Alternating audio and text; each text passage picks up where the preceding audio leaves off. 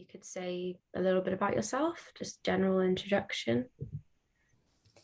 Yeah, so I'm Noora. I was born and raised here in Bahrain. Um, and yeah, I sort of started out, I came from a very artistic family, I guess. I was brought up by a father who's an architect as well as a cartoonist Oh, um, that's and yeah. um, and also I have a couple of uncles who are in the art world in Bahrain, so I guess I was always interested in that and kind of just shadowed my father as a child up till now and sort of learned most of what I know through him. mhm.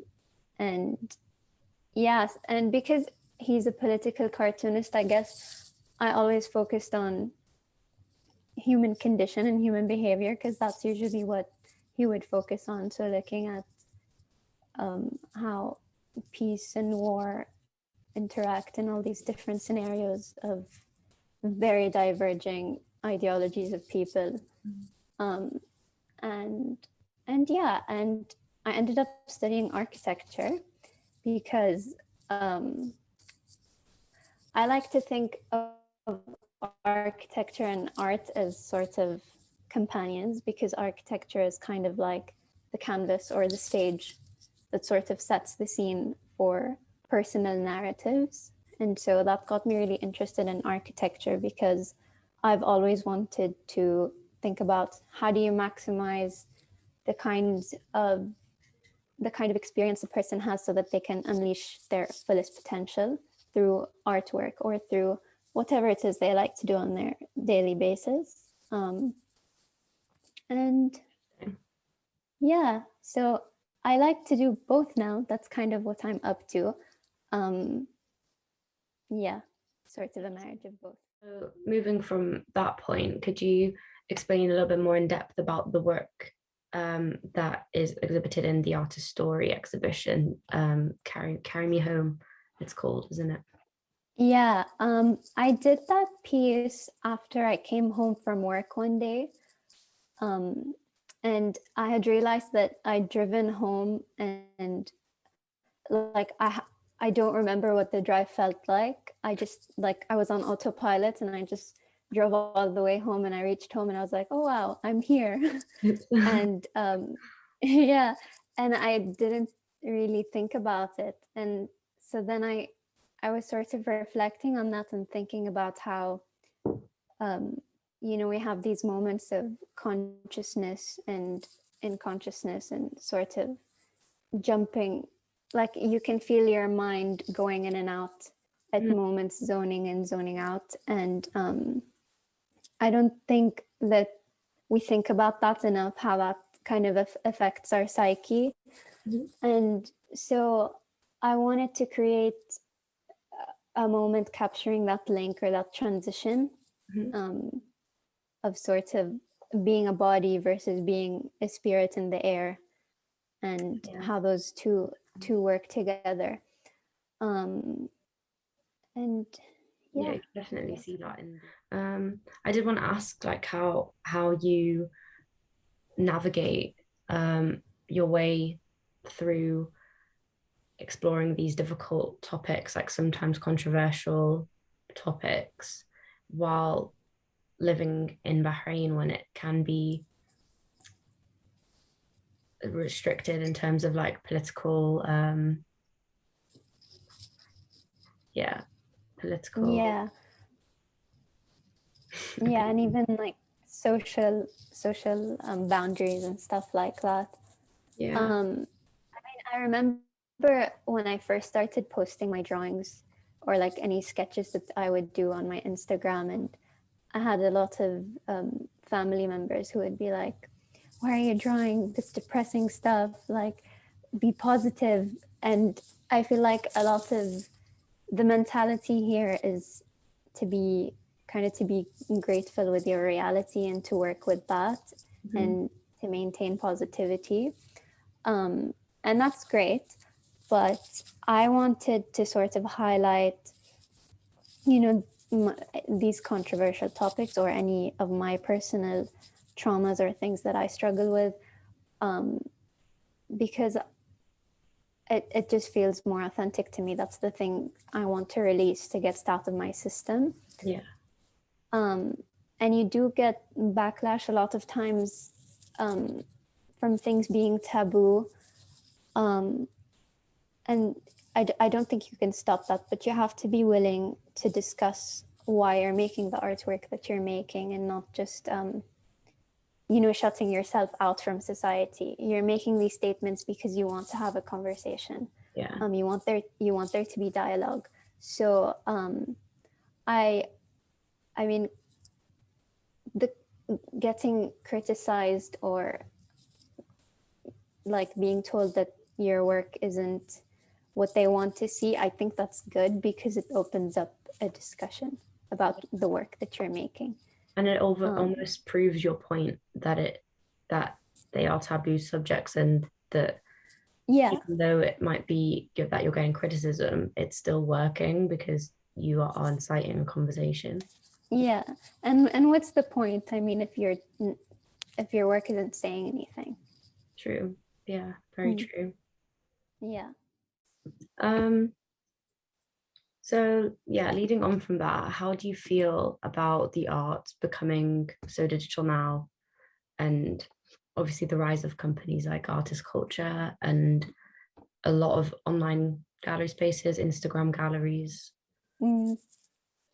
I feel like it's been, especially in the East, it's been empowering to see artists being able to, create their own space or their own online presence, and sort of collaborating with these digital,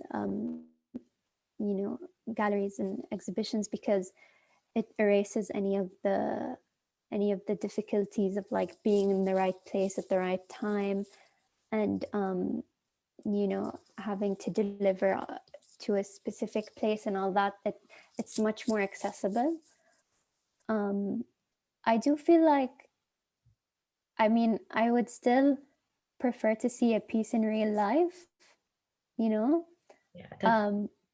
Yeah, but I mean, our world is becoming increasingly more digital, and people are creating a lot more digital art now, as well as, videos and photography and that stuff. Um, and I feel like if you're gonna have this much digital art and digital production, you need to have a digital space to carry it as well. And I feel like with the pandemic and everything, it's made art, not lose its momentum, because it's still being produced, and it still holds its own space.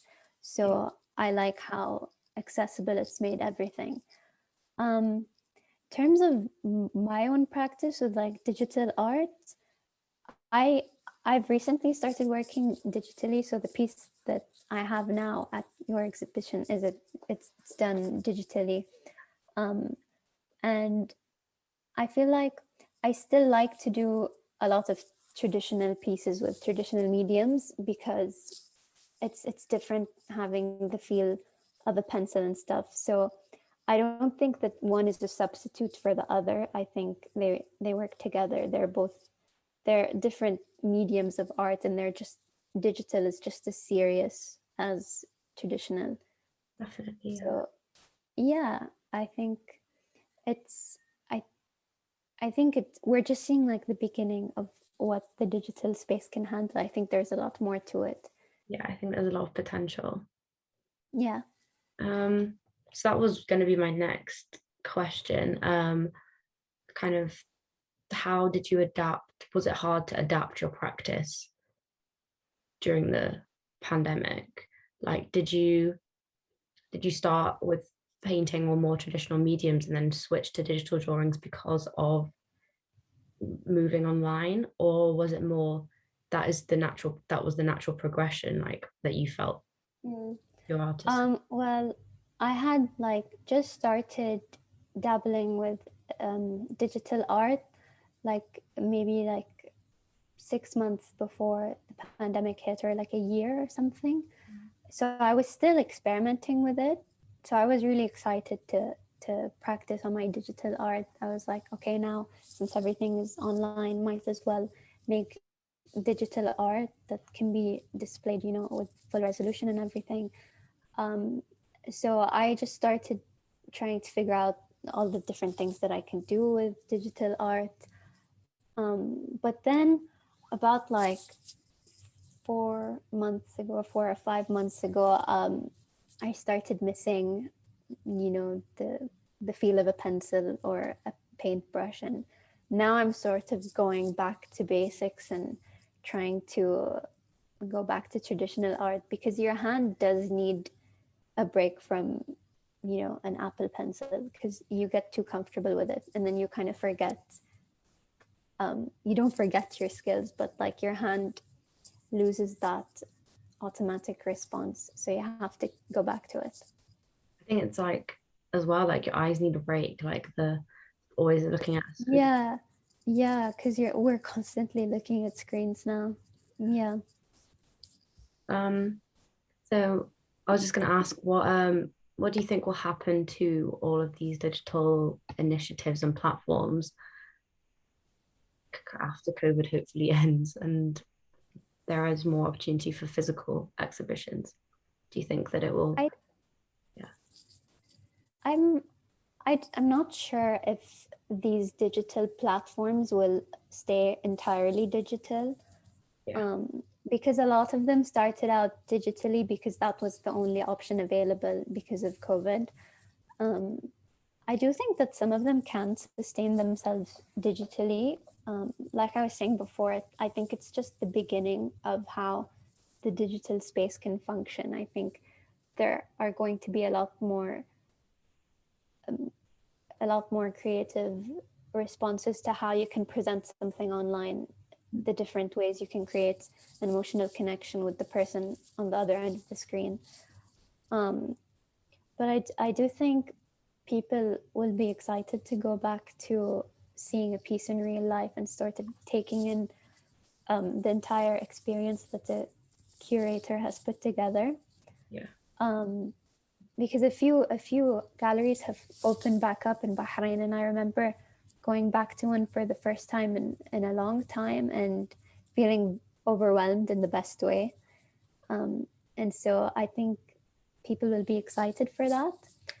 Um, but I feel like we're going to be seeing sort of a combination, like a hybrid system of both. And I think that's the best way to go, is sort of not completely shutting out technology and not completely shutting out the physical world. Everything works together. Basically, like where do you see your artistic journey in the next couple of years?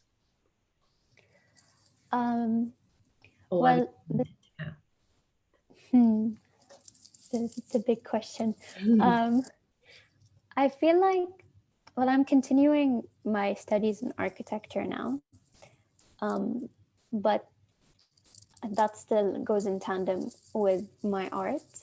Um, I think what I'd like to focus now on is sort of reclaiming Arabic culture. I think for a long time I had sort of neglected that. So that's kind of the theme that I've been focusing on.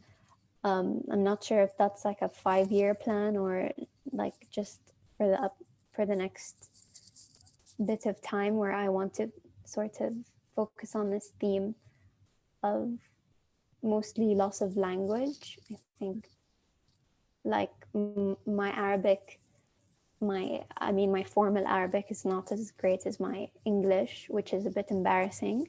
And I feel like that says a lot about our human experience. And I'd like to explore that through my art. Um, but yeah, I'd like to, I'd like to see how I'm going to figure out how to merge architecture and art in the next few years, because I love both and I think they work together. So we'll see what happens.